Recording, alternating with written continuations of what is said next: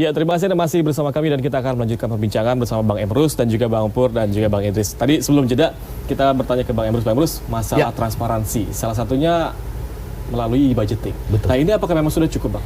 Baik, saya pikir e-budgeting lebih bagus ya daripada yang tidak e-budgeting yang sebelumnya dengan konvensional. Betul. Saya kira itu lebih baik. Tetapi bagaimanapun ada pandangan mengatakan bahwa the man behind the gun. Yes. Jadi artinya tergantung orang siapa di balik senjata itu, siapa di balik daripada alat itu. Bisa nggak kemungkinan sekalipun e-budgeting, katakanlah di bidang kontraktor atau katakanlah suatu proyek misalnya seperti itu. Bisa nggak orang yang menangani, katakanlah semacam kalau zaman dulu disebut Pimpro, misalnya gitu ya, memberitahu kepada orang, oh sekarang yang terendah atau tertinggi penawaran ini, naikin Rp1, misalnya. Komputer kan nggak bekerja sendiri, karena dia tidak punya baru naikkan aspeknya seperti ini. Nah, bisa nggak dikontrol bahwa itu bisa ditutup? Saya kira amat sulit, karena manusia punya relasi-relasi yang tidak bisa kita batasi. Nah, ini saya pikir perlu dibuat semacam penganggaran atau pengajuan proyek itu dengan waktu dan detik yang sama. Baik. Di suatu tempat yang sama, misalnya klik langsung masuk. Tapi kalau itu dalam tempo 1 minggu misalnya pengajuan penganggaran satu proyek tertentu, tidak tertutup kemungkinan bahwa orang pemerintah atau pegawai daerah itu memberitahu, oh yang tertinggi sudah sekian, naikin saja Rp1, aspeknya begini. Nah, ini menjadi persoalan. Jadi saya pikir perlu masih ditingkatkan. Tapi saya mau katakan bahwa e-budgeting tetap lebih baik. Saya terus terang beberapa kali saya menjadi narasumber di DKI Jakarta. Penghonoran saya itu sangat bagus. Saya pikir langsung ke rekening saya.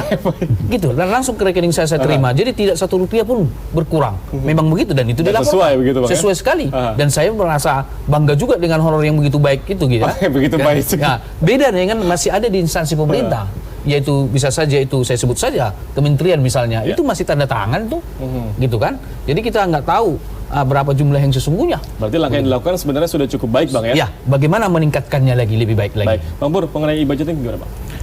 Saya melihat bahwa e-budgeting ini selangkah lebih maju dalam konteks bahwa dia digunakan untuk azas akuntabilitas dan keterbukaan informasi. Ini memenuhi syarat. Tetapi sekali lagi di balik sistem itu kan tetap ada orang. Betul. Apa yang dikatakan Man behind the gun. Itu juga mesti harus diperbaiki terus. Akhlak, mental, moral dan segala macam yang menjadi di belakang gitu. Dan untuk mengarah ke sana kita perlu proses. Tetapi bahwa e-budgeting ini menjadi lebih baik, apa yang disampaikan Bung Ernus itu saya setuju, karena kebutuhan masyarakat terhadap transparansi informasi menjadi lebih terbuka, dan peluang untuk melakukan pemenggalan anggaran budgeting itu menjadi sangat sempit peluangnya. Peluangnya semakin kecil gitu, Bang, ya? Bang Idris? Jadi kalau dari pandangan saya, catatan saya adalah kalau tadi kan sebenarnya ada dua hal yang sama, yaitu satu hal yang sama adalah siapa di baliknya. Ya kan? Nah, menurut saya yang harus ditingkatkan adalah bagaimana pola perencanaan dan penganggarannya juga. Artinya apa? Artinya setiap orang yang melakukan perencanaan penganggaran menyadari bahwa angka ini harus dipertanggungjawabkan. Artinya harus ada indikator yang terukur, harus ada evaluasi dan targetnya jelas. Kayak gitu. Jadi angka mungkin saya catat, misalnya kemarin kita lihat dengan adanya e-budgeting kita bisa lihat peningkatan anggaran. Terbuka tuh. Tapi permasalahannya apakah memang kita hanya butuh angka cuma tahu 5 triliun. Tapi kan kita butuh 5 triliun itu ya diefektifkan dong. Gitu. Sebenarnya saya mencatat contohnya adalah anggaran yang kemarin meningkat TGUPP, 72 orang, sekarang anggarannya 19 miliar. Nah, apakah masyarakat dengan adanya e-budgeting cuma butuh ya udah nih anggaran segini? Kan tidak sampai tahap itu. Yang kita inginkan adalah yuk DPRD menjalankan fungsinya evaluasi. Gitu. Nah, hasil evaluasinya seberapa efektif dan efisien dengan adanya e-budgeting, ya orang bisa menilai. Oh gitu. Oh, ternyata memang yang efektif dan efisien itu seperti ini. Baik. Kayak gitu. Dan kalau dari sisi efektivitas sebenarnya langkah apa yang harusnya dilakukan?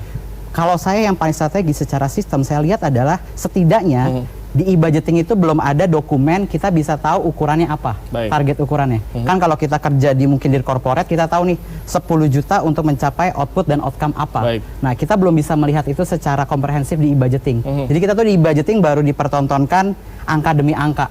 Tapi orang belum bisa mengkaitkan dengan targetnya sebenarnya seberapa sih?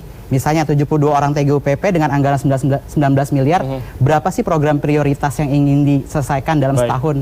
Nah, itu tuh belum terbaca secara Jadi utuh. kalau misalkan kita analogikan, tadi Bang Emrus kita pinjam dulu, Bang, ya, honor seorang narasumber gitu. Nah, harusnya seperti apa tuh? Nah, acara, misalnya kita bilang honor narasumber. Misalnya kalau saya terbiasa di corporate, misalnya acaranya adalah pelatihan. Alat ukurnya apa? Peningkatan pengetahuan dari peserta. Gitu. Oh, jadi seluruh peserta yang dilatih meningkat pengetahuannya 80%. Jadi saya menginvest ke narasumber yang sekian anggarannya, ya kita terima. Memang karena peningkatannya signifikan. Dan sesuai juga begitu. Jadi kan sebenarnya itu agak lebih maju lagi. Kalau udah punya sistem, lebih maju lagi. Nah, kami ingin mendorong ke arah sana. Karena yang terjadi, yang kami inginkan adalah budaya kerja. Karena sistem ini harus membangun budaya kerja di mana pola perencanaan penganggaran dimaknai sebagai pertanggungjawaban setiap sen rupiah terhadap APBD. Baik, Bang Pur, ini terkait dengan hal ini kan banyak sekali kita jumpai beberapa tahun belakangan kasus korupsi di pejabat publik. Nah, pandangan Anda sendiri mengenai korupsi di pejabat publik ataupun pejabat daerah seperti apa nih? Saya melihat bahwa banyaknya sistem yang masih belum terlalu dibuka ke masyarakat. Undang-undang keterbukaan informasi publik yang bisa diakses oleh masyarakat itu menjadi kesulitan masyarakat untuk mengetahui sebagai fungsi kontrol. Dalam Undang-Undang Nomor 23 Tahun 2014 pemerintahan daerah jelas dalam pasal 1.41 masyarakat juga diminta untuk ikut partisipasi dalam pengawasan. Saya melihat bahwa ukuran utama dari ini semua justru kepada moralitas dan informasi keterbukaan.